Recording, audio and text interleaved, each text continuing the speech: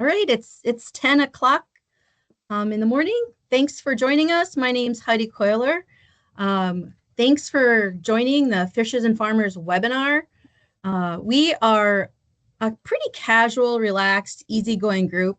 So this is going to be, somewhat informal. So feel free to turn on your cameras if you want this morning, but please mute your microphones for now.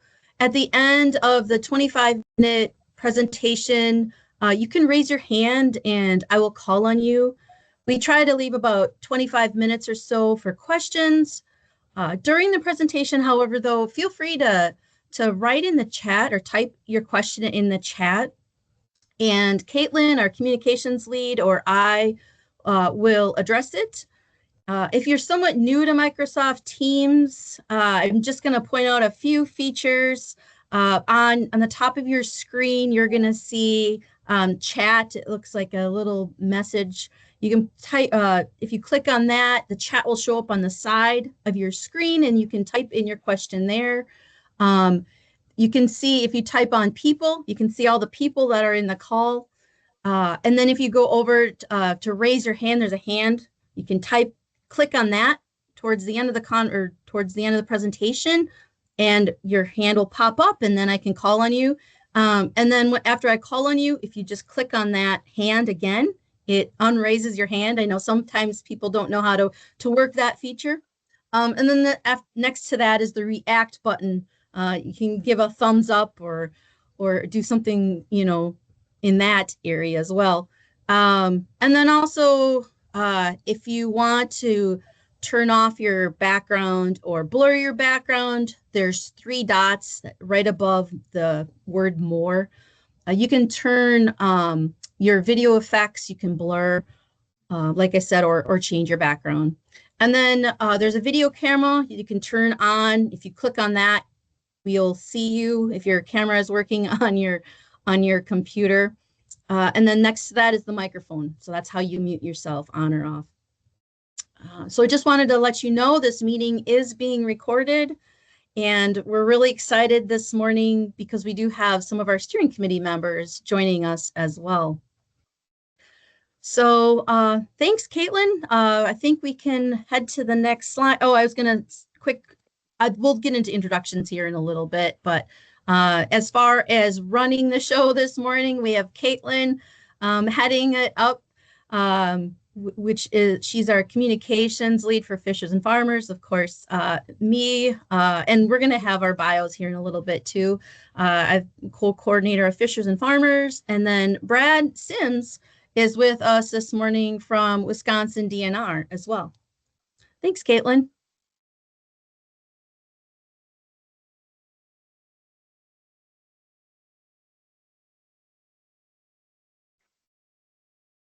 And okay, thank you. So for today's call, we're going to go over our speaker introductions, who Fishers and Farmers, who we are. We're going to go over the application process, how you can apply for funding with us.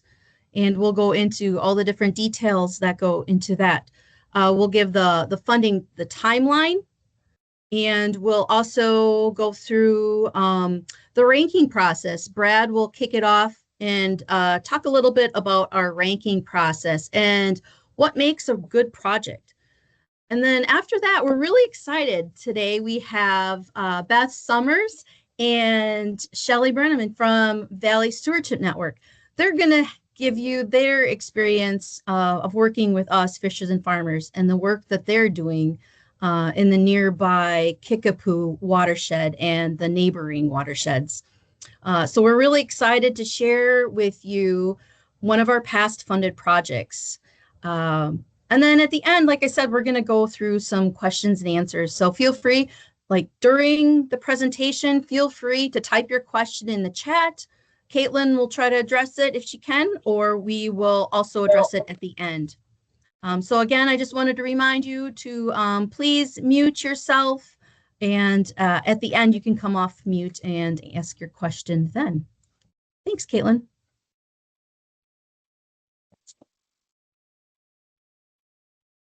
So again, I am a fish habitat biologist. I work for the U.S. Fish and Wildlife Service in La Crosse, Wisconsin, and I have been the Fishers and Farmers Coordinator since 2010. And then Amy Smith, who isn't with us today, she co-coordinates with me and also works on communications. So she couldn't make it today, but hopefully some of you have met her or will work with her in the future as well. We also have with us Caitlin.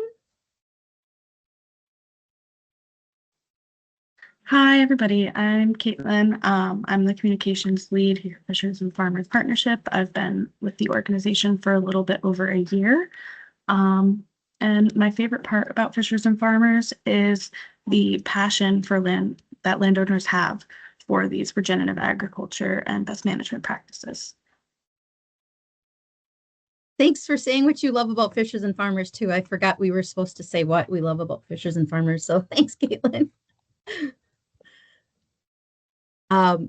Brad? Yep. Hello, everybody. Thanks for having me. So Brad Sims, work with the Wisconsin Department of Natural Resources as a stream and river systems biologist. Been here for 26 years now. I've been a steering committee member with Fishers and Farmers Partnership since 2023. So it's just over a year and a half. I've been through 2 project ranking cycles, I guess. And yeah, what I like about the Fishers and Farmers Partnership is just the far-ranging outreach it has over multiple programs, multiple states. And you know, as far as the backgrounds of everybody that come together to create successful projects. So just the diversity of people that get to work together from you know, various programs and backgrounds in life. So it works really well. So it's kind of unique in that we're not focused on, you know, it's not a narrow focused partnership. It's pretty broad, and you know, a lot of projects and ideas come out of it. So it's really good. Yeah, thanks, Brad. And I really enjoy working with, we have a really amazing steering committee pictured here. And it's really fun to work with people from so many different backgrounds. They're not just fish biologists. They're stream ecologists and GIS specialists and, you know, all sorts of folks that come from across all 5 states of the upper Mississippi River Basin. And so our steering committee is made up of volunteers. They volunteer their time towards Fishers and Farmers Partnership.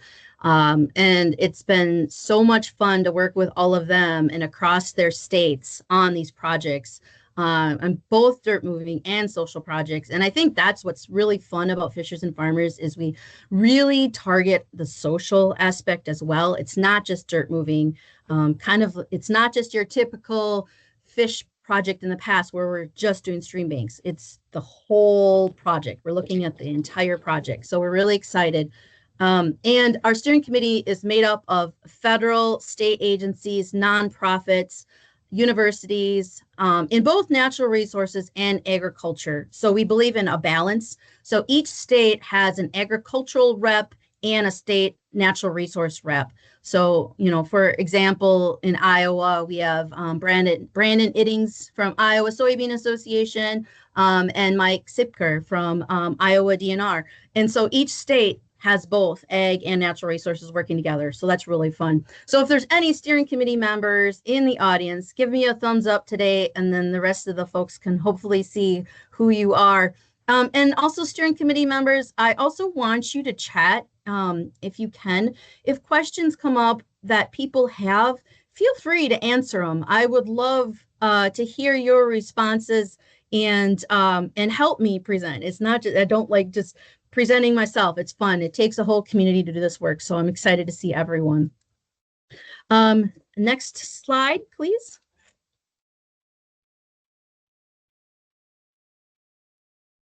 So Fishers and Farmers was organized in 2009, and we became formally recognized in 2010.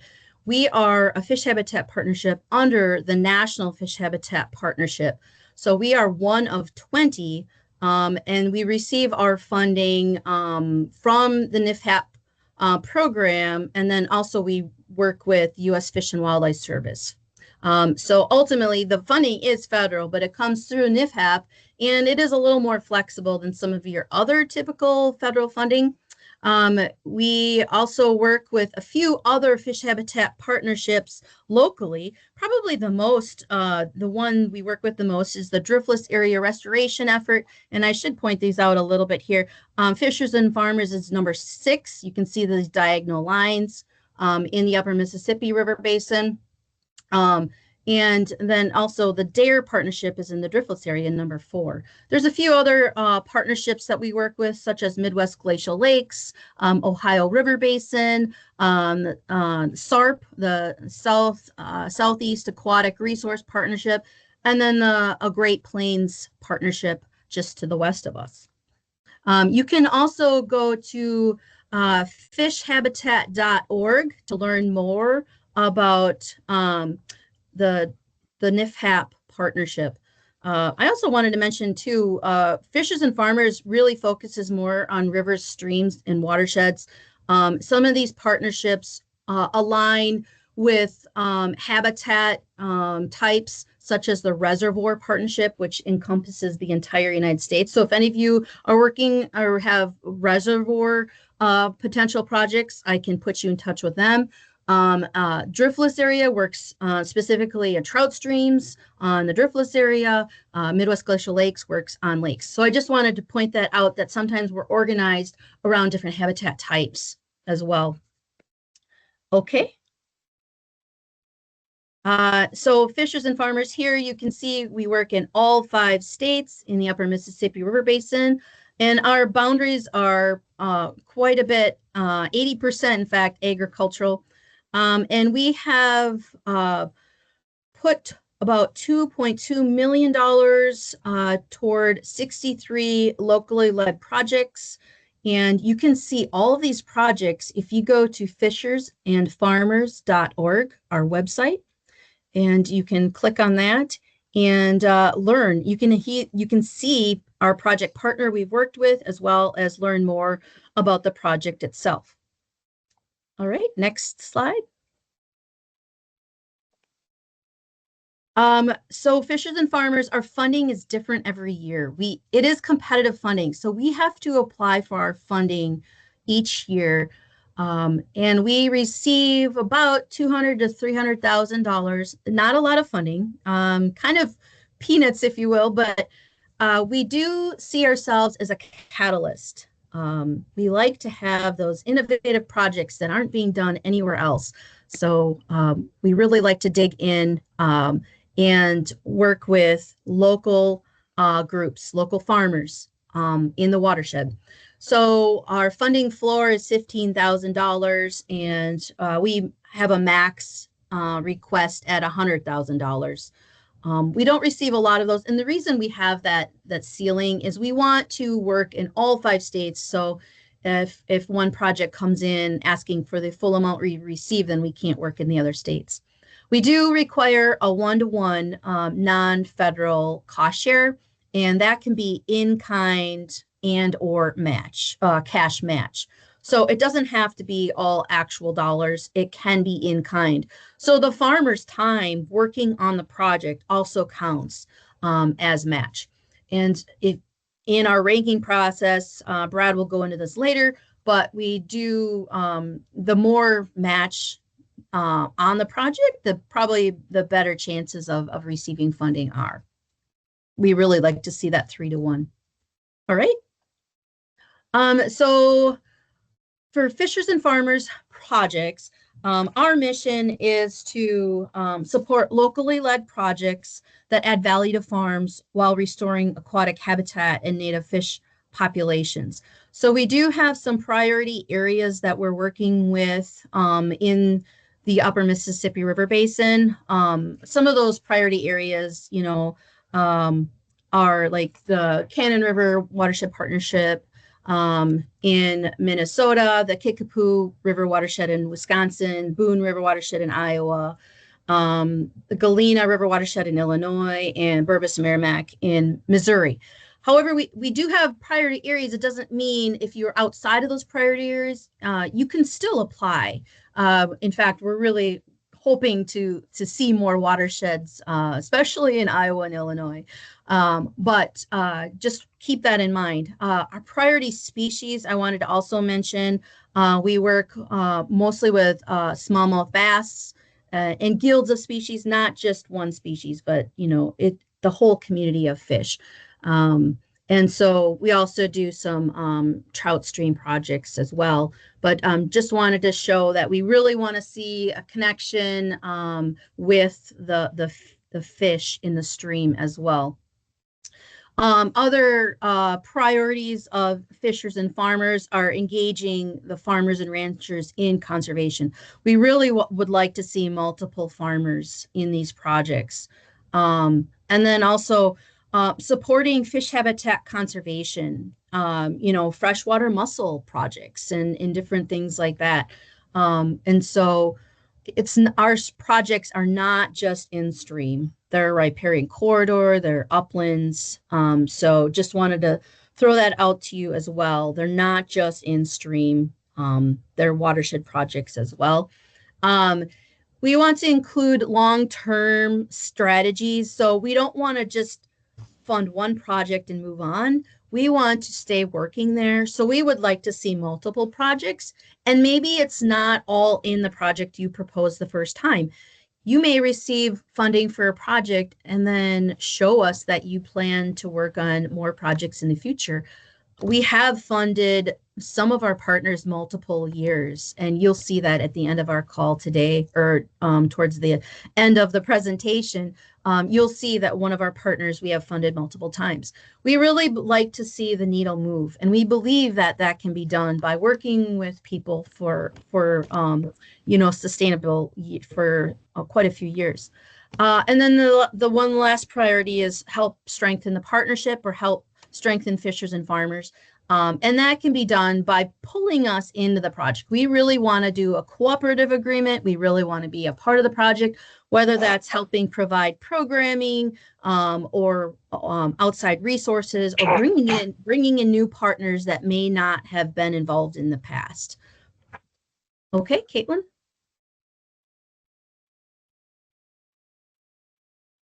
So how will your project align with NFHAP? So the National Fish Habitat Partnership, these projects must align with both NFHAP and Fishers and Farmers. And so NFHAP's goals are reconnecting fragmented fish habitats. So connectivity or fish passage projects, such as a Lowhead Dam removal on private lands. Conserving water quality for fish.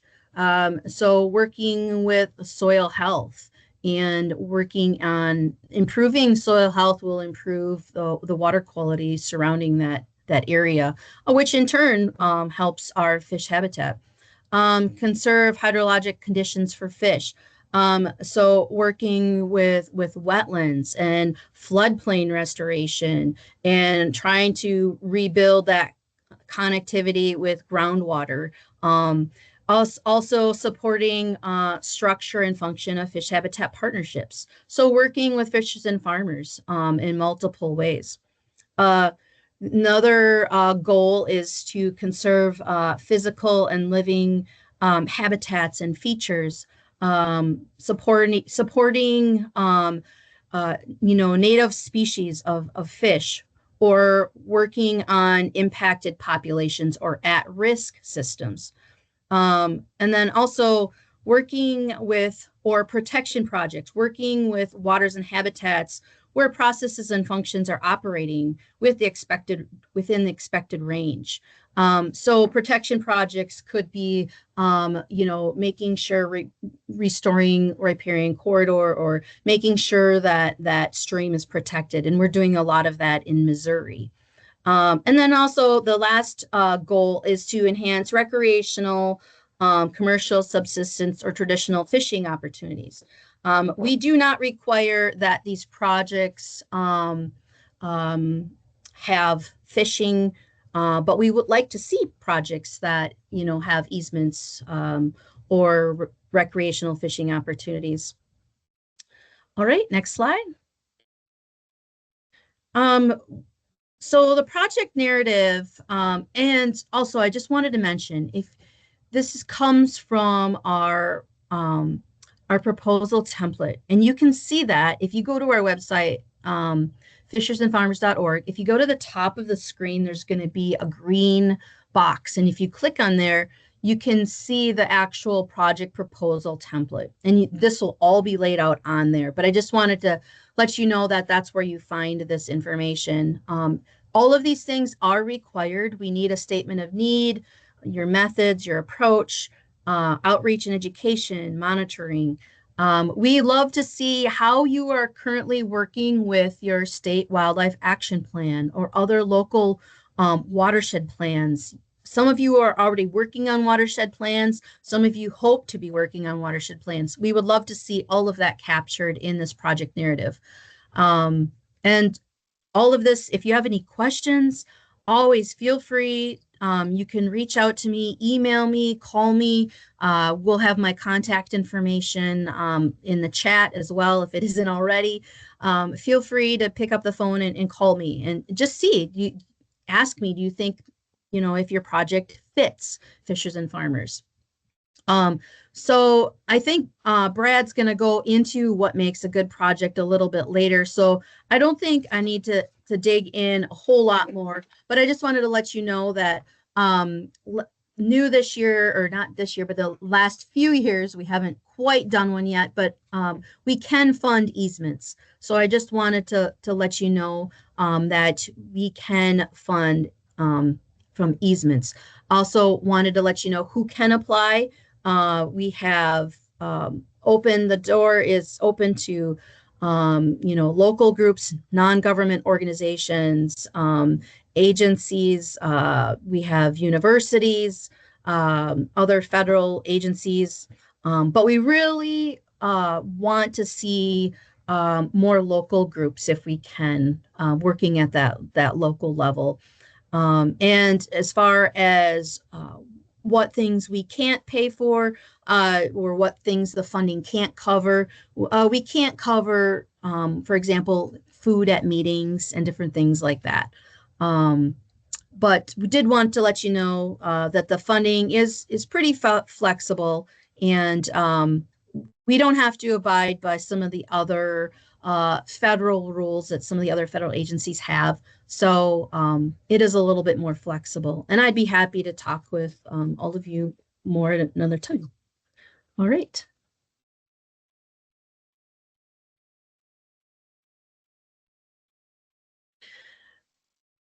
So the budget justification and match.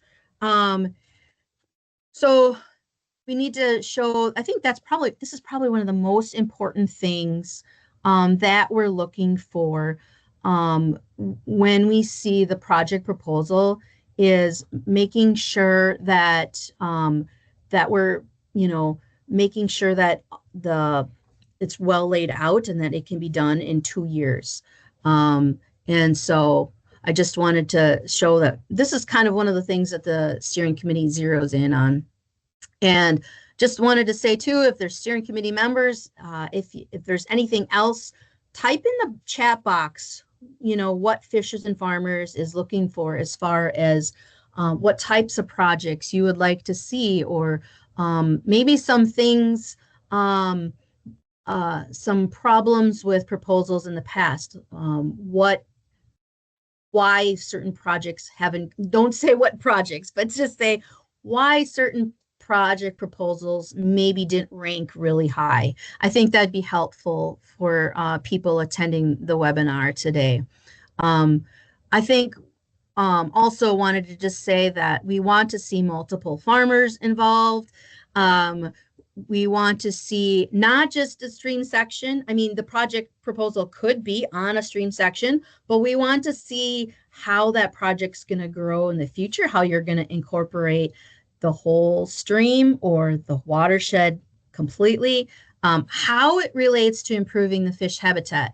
So often we talk about soil, but a lot of people forget that soil impacts the fish and all the streams around it. So just really show how you're impacting the fish. And that can just be outreach, bringing in your local DNR or your local natural resource conservation person to help talk about fish and how you can improve those habitats.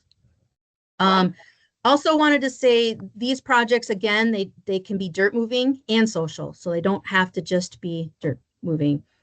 Some other mistakes, some mistakes that we've seen, making sure, double checking that the indirect funding wasn't asked for in the personnel and fringe category. And some of this is kind of technical. So I can also talk to you later after the call as well. Oh, we can't pay for farm equipment. I also wanted to mention our indirect cost rate has increased from 10% to 15%. So the federal indirect cost rate now is 15%. Trying to think if anything else I might have forgotten, but if I did, I will try putting it in the chat. I think there is one more slide, and Caitlin, I think the next slide would be the project timeline. I just wanted to say that I will help you through this entire process. Right now, we are asking for project proposals. The deadline is January 15th. The steering committee will then rank the projects after that.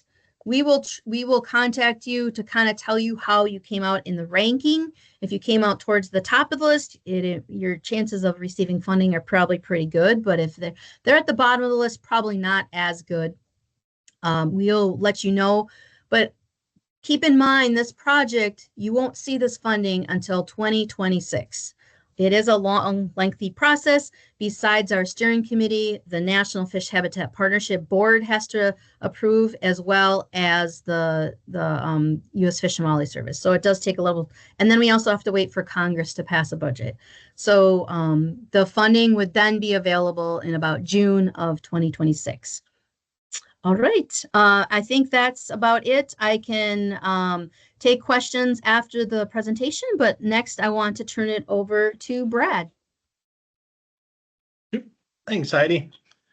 So looking at as far as the project ranking criteria, from the eyes of, I guess, of a steering committee member, it's been here for about a couple years. As far as like the process goes, once the applications are received, all the steering committee members will all get together and meet. Usually it's the later part of January, first part of February, to go through all the go through all the applications and talk about them, with myself being in fisheries, and we have another steering committee member that may be in agriculture or forestry. That way we're, able to consult with each other if we have any questions or concerns or don't understand a certain aspect of the project that might not be on our specialty and our, what we study or used to working with, as far as our careers go, with that. So, but when we're looking at it, typically you have, your two basic areas. You're looking at your project alignment. How does it align with the objectives and goals, both with the Fishers and Farmers Partnership that we look at, and then also the National Fish Habitat Partnership goals and objectives and strategies with those. But then not only those is, like for instance, for here in Wisconsin, whether it be a brook trout reserves program or priority watershed or, 303 Dean stream or whatever it may be, or a master planning project that we have here in Wisconsin, or if you're in Minnesota or Iowa, Illinois, Missouri, other states, so is there another state, local, or federal plan that this project aligns with too? And so that's something that we'll be looking at, as well as those. And then, then there's another section, so after looking at those goals and priorities and whether or not it aligns with state, local, federal plans, then just kind of looking at the project proposal in general and the specifics of that, in regards to, does it address the fish and habitat watershed issues? Does it include monitoring, outreach? Does it involve landowners? Does it have longevity, or is it just a one-time simple project? Does it provide sound conservation principles, looking at current research and knowledge and, even historical knowledge and practices that we've had, along the watersheds and best management practices. Is it something, is it a proven practice that's going to be completed? And if it's not, if it's something new, does it look like it's going to offer success in regards to the practice that it might be looking at from that one? And then also the project budget and timeline, for sure, obviously meeting the timeline restrictions, but then also, you know, are the costs reasonable? Are they being spent on reasonable items? And, you know, does it meet the one-to-one? And typically, you know, when we're sitting in on the steering committee meetings, you know, me being fairly new, looking at folks that have been around a while for steering committee members, and, you know, if it, you know, goes over that one-to-one, if you start to get, you know, 2-to-1 or 3-to-1 ratio in regards to cost and matching funds, that seems to look favorable too in regards to steering committee members, you know, reviewing the project, et cetera, with that one. So, but what we kind of wanted to do is just kind of give you, you know, from my perspective, you know, like I said, you know, looking through the eyes of a steering committee member who's going to be looking at the applications and working with the other steering committee members to rank these projects.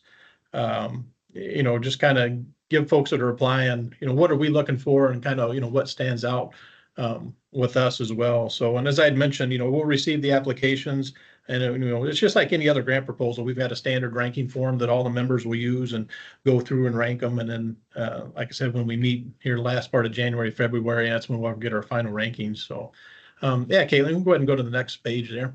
And so one of the things what we'll do, so here's the, you know, types of projects we like to fund: demonstration projects, prairie strips, managed grazing, oxbow restoration. You know, looking at the both, I guess when we're looking at it, it's a wide range of projects. You know, alternative water systems, repair corridor restorations, wetland restoration. So when you look at all the bullet points here that we have, you know, the habitat system assessments. If you're looking at infrastructure in regards to stream crossing improvements or dam removal. So one thing with fishers and farmers is we're not pigeonholed into one particular item or one particular area of interest.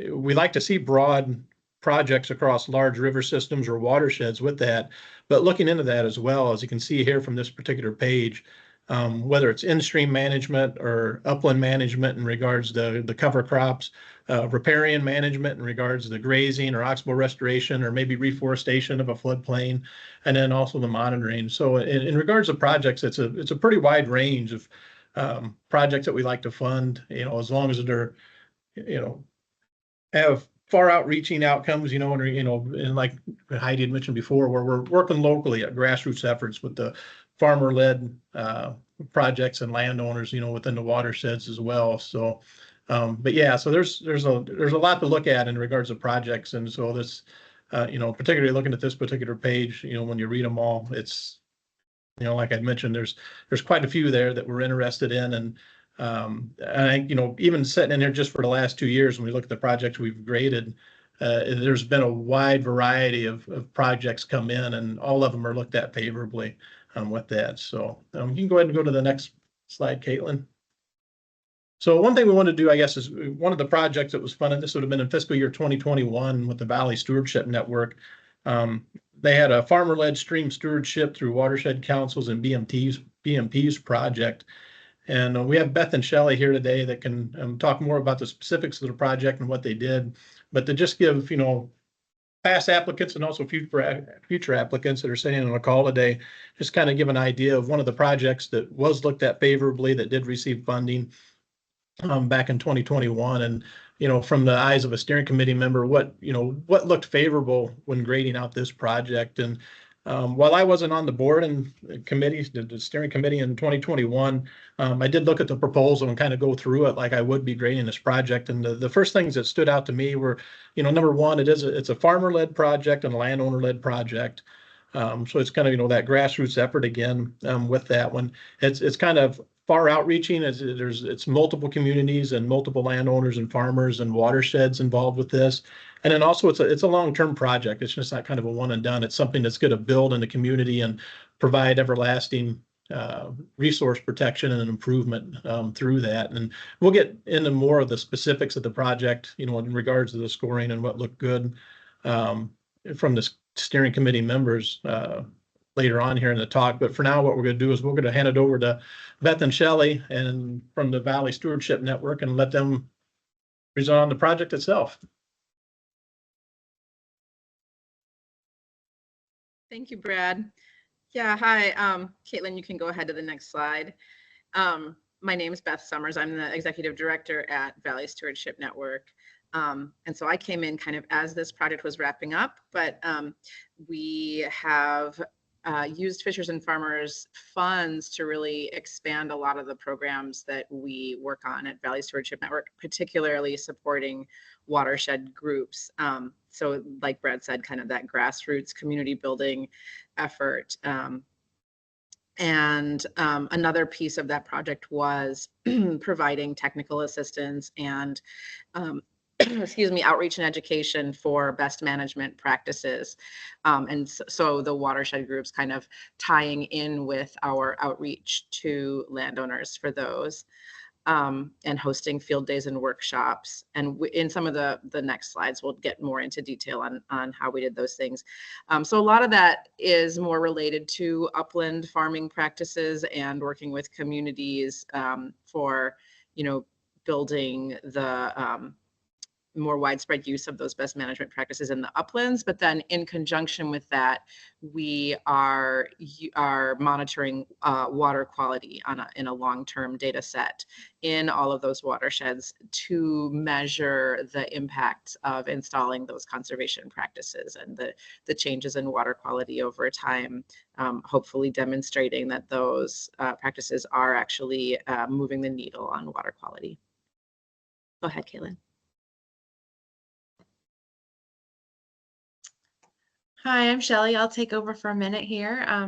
Fishers and Farmers support has definitely helped us move the needle in the Kickapoo and neighboring watersheds. And a big way that that's worked is to provide BMPs, technical assistance and outreach through the cooperation and collaboration with 5 area watershed councils. So we have several sub-watersheds represented, and then the last one, Hill Country Watershed Alliance, is a kind of an umbrella group that supports and coordinates for all the area watershed councils. So it's sort of a stepping process from establishing each one of these watershed councils and then having kind of a collaborative group that's helping all of those folks organize our efforts to work together. And our work has been to sort of support the establishment and then ongoing support of these groups. As was mentioned, the long-term sustainability and stewardship of these sort of watershed scale projects is really in the hands of the farmers and landowners in those watersheds. And so the more we can support their leadership, the more those practices will be maintained for the long term. Go ahead, Caitlin, to the next slide. So some of the specific BMPs that we've supported, we, as Beth said, we focus on how these BMPs in the uplands and some stream corridors can positively impact water quality and fish habitat. So although our goal is about water quality and fish habitat, we realize that the way we get there is to support BMPs in the uplands. And so we work a lot with managed grazing, cover crops, grazing cover crops. One of our new projects we're excited about is bird-friendly grazing and haying, and then also prairie strips. And a big part of demonstrating these practices is also having field days to showcase and provide outreach for these efforts. Go ahead, Caitlin. So specifically, Fishers and Farmers was really instrumental in helping us really formalize the installation of prairie strips in Southwest Wisconsin. So we've been able to plant over 61 acres in 11 sub-watersheds. And prairie strips, you may have heard, are really a win-win practice because they help infiltrate water. They help to reduce erosion, keeping nutrients on the farm and keeping them out of the stream. And so we really see a lot of these Fishers and Farmers projects as these win-win ways to protect aquatic habitat, but also promote on-farm sustainability by keeping that soil on the farm where it really needs to be for the long term as well. One exciting thing, as the prairie strips have developed over time, we're now harvesting seed from established prairie strips to plant additional prairie strips, both on the edge of crop fields, but also in riparian corridors as well, with a sort of a different species of plants that are really adapted to the riparian corridor. Okay, Caitlin.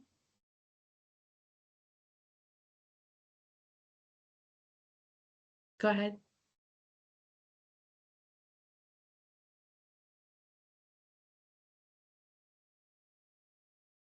we can move to the next slide. Thank you.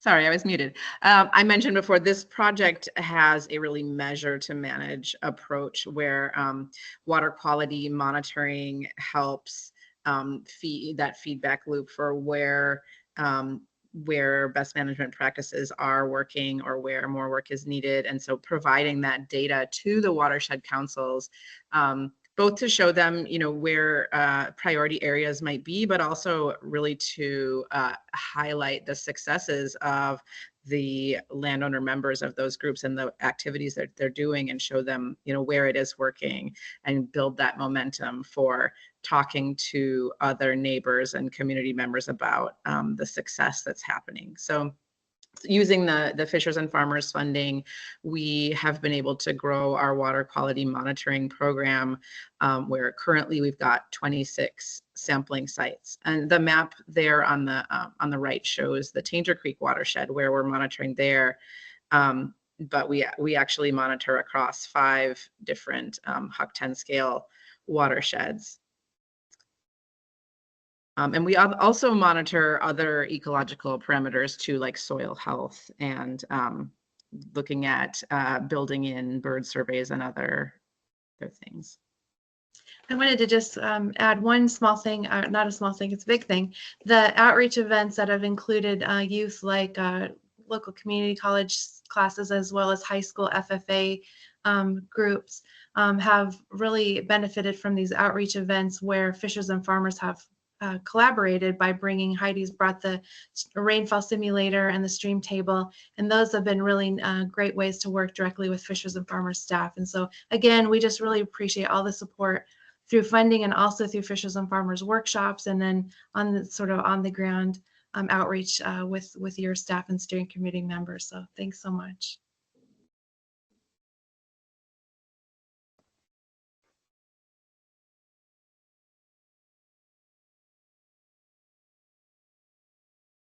So thank you, Shelley and Beth. So that was good summary, and thanks for joining us today and talking about the project that Valley Stewardship Network put together back in 2021 and still running today, it sounds like. So with the program. So yeah, kind of looking at, why did this project get funded? Why did it look favorable, I guess, in the eyes of steering committee members, when looking at applications? And first and foremost, it checked all the boxes in regards to the Fishers and Farmers projects, goals and strategies and priorities, and then also the National Fish Habitat Partnership goals and strategies.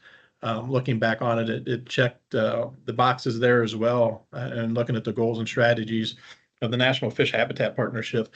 But beyond, like I had mentioned earlier, what was this grassroots farmer-led, landowner-led watershed councils that were promoting these projects, and providing the outreach to other local community members, but then also the long-term planning and implementation. So when we got a project, when we see a project that's able to build on itself, to pull in more members of the community, to not only work, within the current watershed. Maybe you're starting out in a smaller watershed or a smaller stream, maybe you're looking Upper Sugar River watershed, for instance. But that program, once established and rolling, is able to provide that outreach and bring in other communities outside of the Sugar River. And so then your sister watersheds, your neighboring watersheds, able to bring those into their projects. And that was something this project was able to build on too. As well, and looking at the sustained outreach. So it had sustained outreach via the workshops and field days, the social medias, as well as some other local news outlets with that as well. So they were able to build and maintain those partnerships, both government and non-government organizations. With that, it touched on multiple project types. So not only looking at that, the planning and the media and the media outreach, in the field days, but then, you also had your shovel ready, your dirt moving projects in regards to the planning in the prairie strips with that. But then you also had the monitoring to be able to, look at the successes, or, put a quantitative value, I guess, on the success of the project with that. And that doesn't always have to be a biological monitoring either. You can always have a social monitoring aspect of it too, in regards to the perception, the outlook of the community members of your customers, and the favorability of the projects that they're interested in as well. Something else with this is, it was a wide-reaching project. You were looking at over multiple watersheds with multiple streams as well. It wasn't, too narrowly focused with that one. It covered public access and use. So a lot of the areas that these projects worked on, some of the areas, particularly the streams here in Wisconsin where we have our stream bank easement protection program, and in our state natural areas, et cetera. And so it did reach out to where there was public access involved, benefiting the general public use as well. And then within the state of Wisconsin, when you look at our waters, we have water use designations, whether it be a trout stream classification, areas of special natural resource interest, exceptional resource waters. Those are, considered, your outstanding waters, your better water qualities. These are good resources that we're looking to protect in Wisconsin. And so this project, worked within watersheds to further the protection of those and see the future of those resources and make sure they maintain a quality resource there. But then you can also work in impaired resources. There was also a couple areas of these streams that were listed on our 303D list, which are impaired waters. And that's good too, because then we're looking at improving those impaired waters through projects as well. And then obviously with the funding, when you look at the funding, it wasn't too outrageous. I think it was maybe 136,000 plus or minus total there, and had like a 1.2 to 1 cost share. I think it was, in the $72,000 to $76,000 that BSN brought in, and the request was for 56,000, I think, somewhere in that neighborhood for those as well. So the funding opportunity, I guess the ratio of funding, the way we looked at it too, was good from that. So, but yeah, so it's, like I mentioned, there's a lot of different things we look at whenever we're scoring a project. And I think Heidi touched on a lot of them. And the application, if you fill out the application and go through and, providing, nice, clear, concise answers for the steering committee members to look at, that definitely, helps us a lot. And we'll be reaching out with folks if we have any questions. And then Heidi might be able to talk about it a little bit too, at least, at our steering committee. The applicants will be invited, and Heidi, I guess, do all applicants get invited, or, in regards to coming and presenting on their applications or projects, or is it kind of more of a pre-cycle? So I'm fairly new to that. So Heidi, you might want to speak to that, because we do have applicants come and present as well at the meetings too. So. Yeah, we once we receive your application, I send it out to the steering committee members for ranking, and then I invite you to present your proposal, your project, to the steering committee on a Teams call during our steering committee meeting when we do it at the end of January. So it's really cool because you kind of get an opportunity to answer any questions that our steering committee has. The steering committee gets a much better feel for your project, looking at it on paper versus you sharing pictures and explaining things a little bit more in detail. Really helps the steering committee. And so we really like that. And that's gone over really well.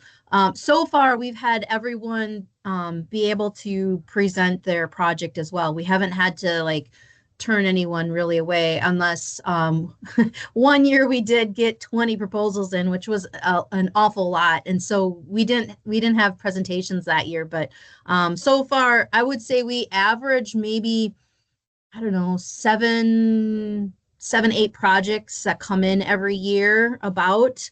And then I also wanted to say the average request is right around $50,000, I would say, or $60,000. It depends on the project, of course. If you're going to be doing a big dirt moving project, you're going to be upward, closer to $100,000. But, some of these farmer-led groups or different projects like that, where they're working with these groups, it's been about $50,000, $60,000, maybe 75 at the most. But and that doesn't, score against you. And the other thing is too, once we know how much money we get or how much funding we get, we come back to you and say, oh, well, you're, not at the top of the list. You're kind of a little bit lower on the list, but this is all the funding we have left, that, and so can you take partial amounts?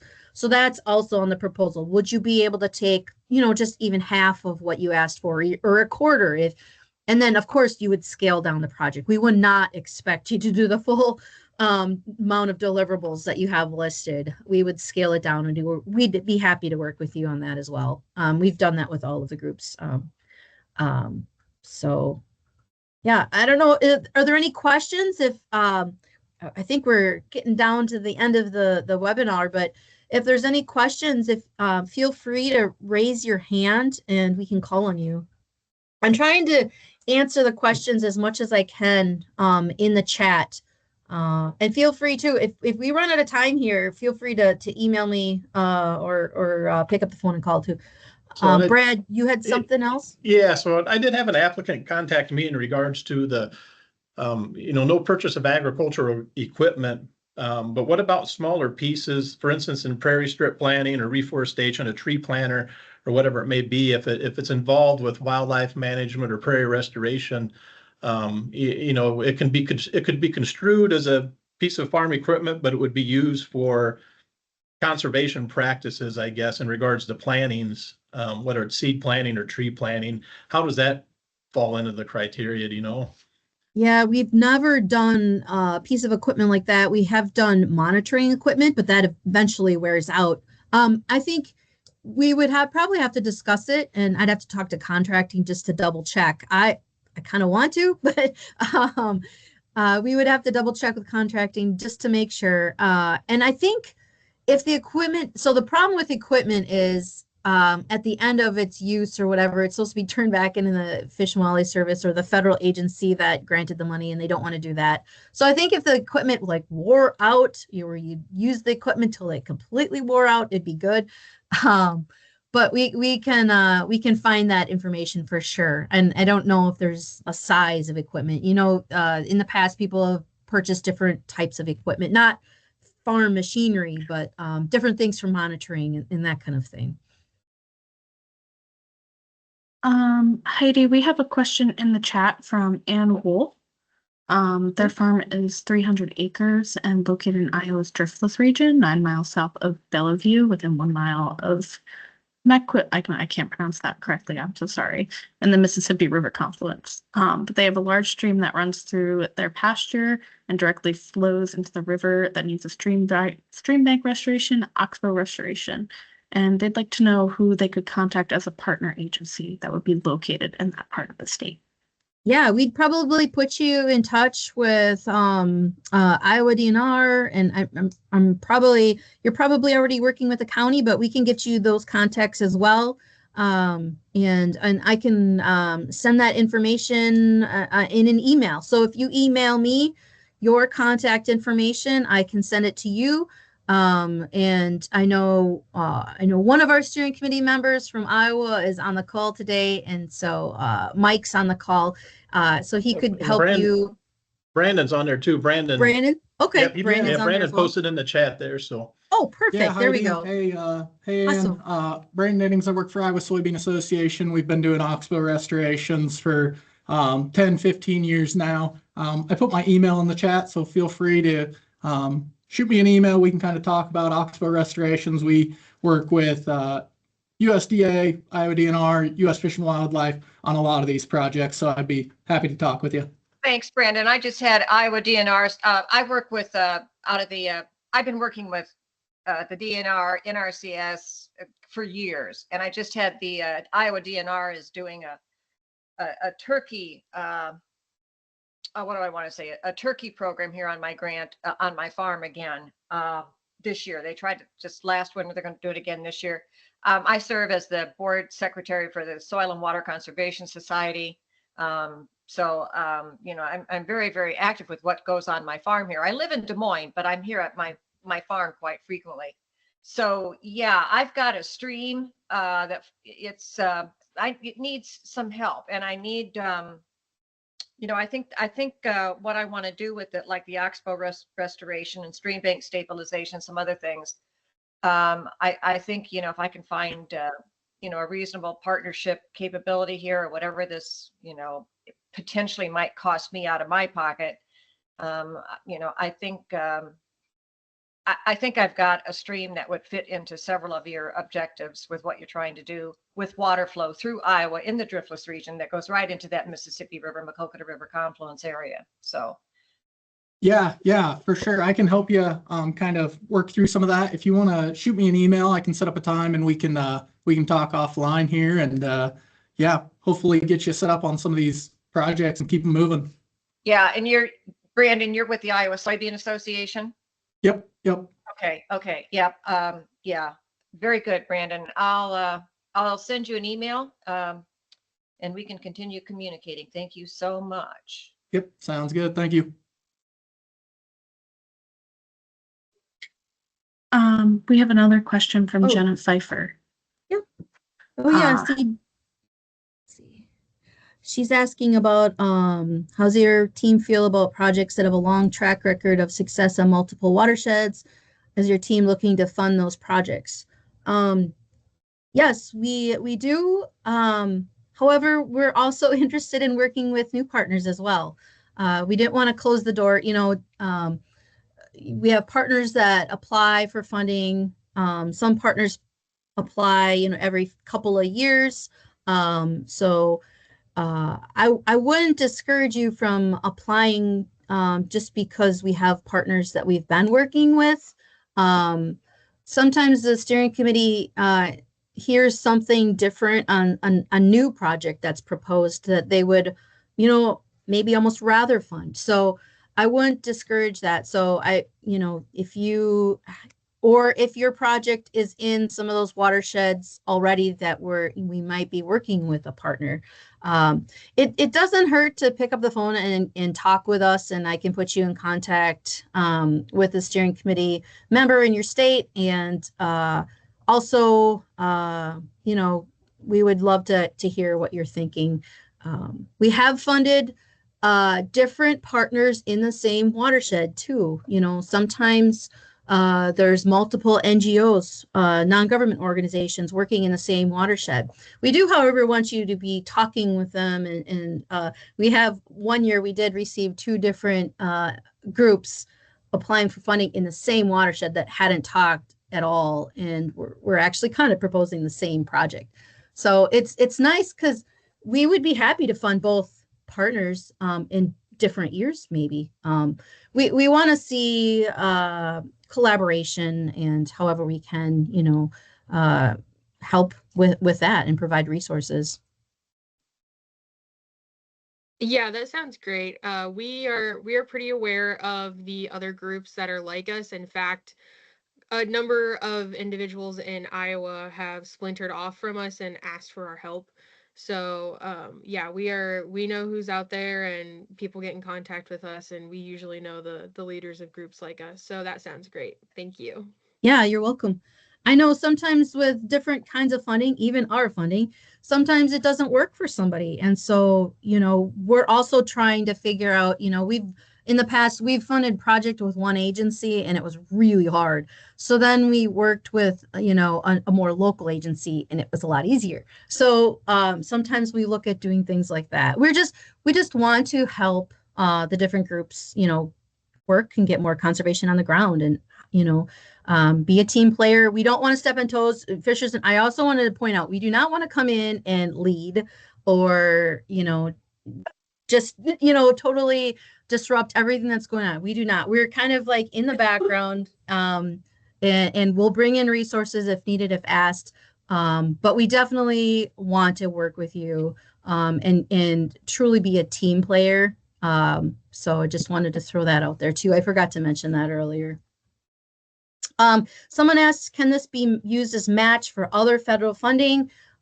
So in our application, if you have other NRCS funding, we do want to see that in the application. However, it doesn't count as the match. So, if the project, whatever, was a stream project and you had $50,000, you were asking for $50,000 and you only had NRCS $50,000, we would really need to see state match or another NGO or the farmer or county or something. We really want to see non-federal match in our project. However, if you're doing your project with NRCS, it's kind of the same thing. You could probably use our funding as match, but I don't know that it would count with them as either. So I just wanted to kind of throw that out there. I know that's been asked as Oh, yeah, so you would have to ask that other federal program if you can count Fishers and Farmers for match. One thing I do want to mention too, I didn't say this earlier, but sometimes these projects working with NRCS, you know, we could be the resource that fills in the gap for the farmer itself. You know, they're always asking for the farmer to have skin in the game, and I totally understand that.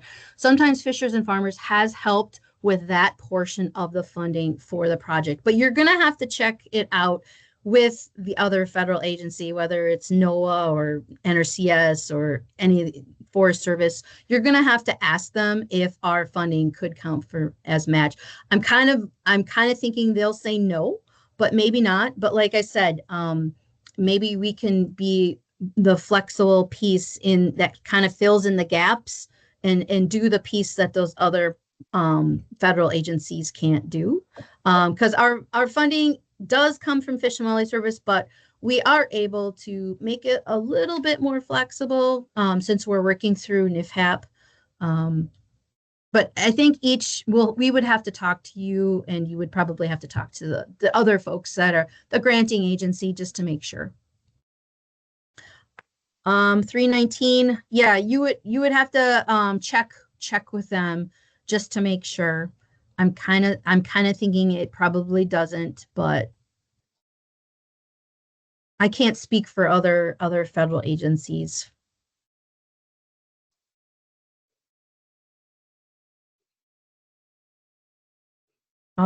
Any other questions? Did you see, or did anyone else raise their hand? I didn't see any hands go up at all. And I know this is Shelley from VSN. Yep. I just wanted to put a shout out to everyone.